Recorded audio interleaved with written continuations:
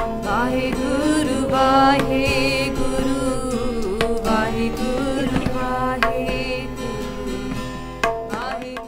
Self-appointed leaders. If you read the right kind of material, you'll know exactly who they are and what their names are.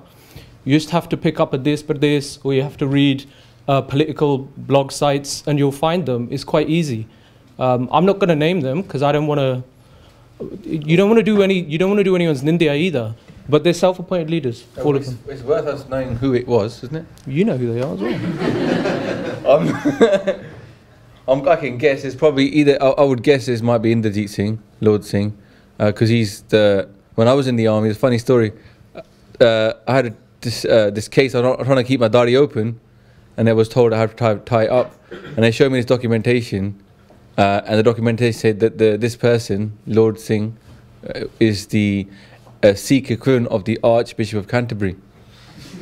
And I was very surprised. The Singh at that time, I was like, oh, did he really know what they told me? Who said that document? There's a British Army document that said Right. I'd be very careful about believing that. I mean, no, I'm not saying that he'd said that. No, I'm just saying that the British establishment might say that. So I think I don't think that Lord Singh goes out telling people that he is the Sikh leader. And I think that the British people always, just like with Nawab Kapoor Singh, people want to have someone to deal with that they can say, okay, he's a leader.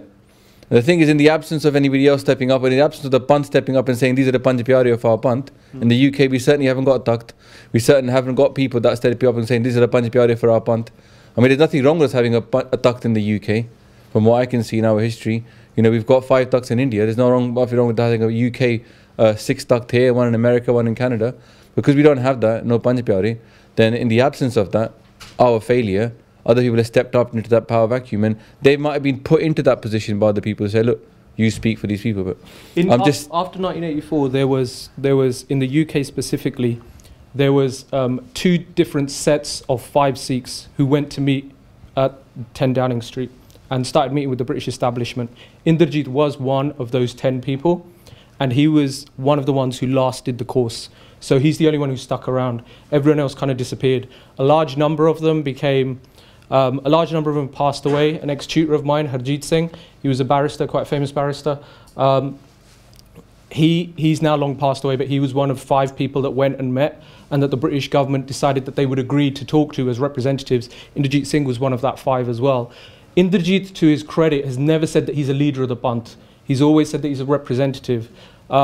I think that there are people who are saying they are leaders when they go and speak to Parliament. Hence why I was asking Jagraj, like, who wrote that document. What you'll find that's very interesting is what the British establishment has to say about who is a Sikh leader. So when you read British documents, they'll say one thing to one person, they'll say something else to someone else.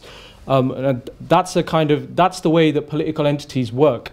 Because Sikhs don't recognize their own political status, they don't operate that way. They operate on the way that we are at the moment, where everyone just goes and does pretty much whatever they want. So that's why we have no leaders. But we could select them. You could call a giant meeting and say we're all going to select them. They did that 3 months ago. So this is what I'm saying, like, just go Google it. You'll find all the names you want. You'll find all the stories that you want. They called a big meeting.